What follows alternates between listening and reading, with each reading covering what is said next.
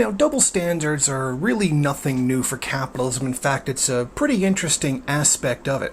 Now, here's an interesting story from fair.org. Petty thefts in the Bay Area received 1.5 million times more coverage than corporate theft of employee wages. What's this all about?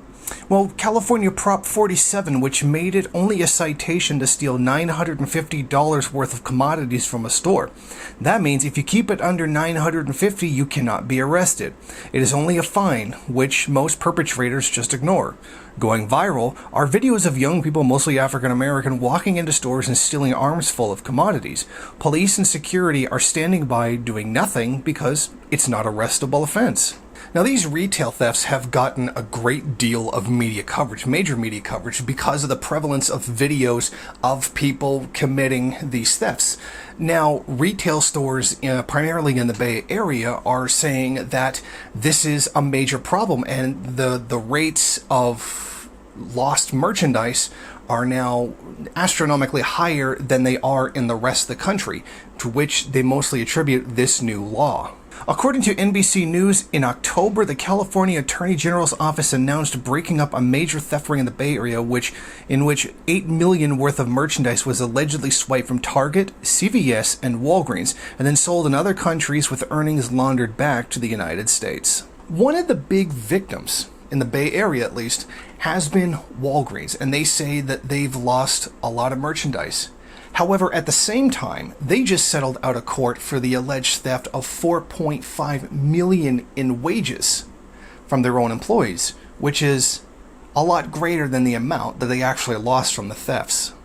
Walgreens reached a settlement with employees they allegedly stole $4.5 million in wages from. Those involved in the class action lawsuit will receive $2.83 million under the new deal, which is expected to receive an average payment of about $1,210, depending on how many weeks they worked during the relevant period. Class counsel will get $1.5 million in attorney's fees plus $15,000 for costs. Lead plaintiff Lucas Mejia will also receive $7,500 service award in recognition of the time he spent helping litigate the case. Now, here's an interesting question. These both took place at about relatively the same time. So let me ask you, which one do you think got more media attention? The petty thefts or the capitalist theft of wages? Well, the answer should be pretty simple.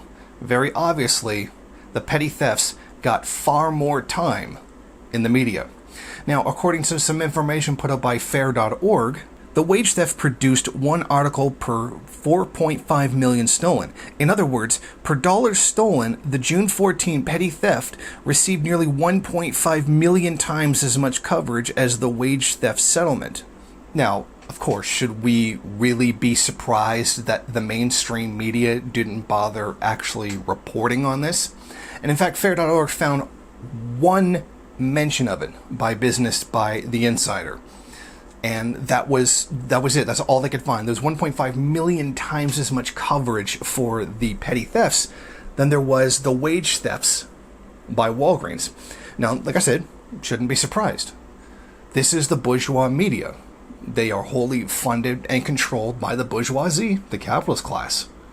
And which one do you think that they're going to think is a bigger crime? Ripping off workers, allegedly, or petty thefts, which rob them of any potential profits? I mean, of course, they're going to go with the petty thefts over that because that's the very nature of the system itself. It is a system run by capitalists, for capitalists, by capitalists. So their interests are going to be pushed over those of the working class. And you see that to a very large degree, the media always takes the side of the bourgeoisie, the capitalist class, because it is their media.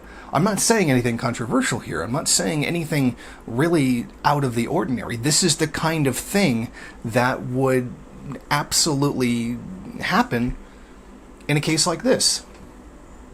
Now, whether or not you feel that those thefts are justified is an issue that I will leave up to you to decide for yourself.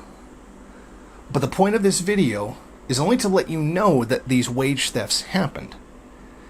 and the importance that the mainstream capitalist media places on incidents like these, and where their priorities are, and which side you should be on.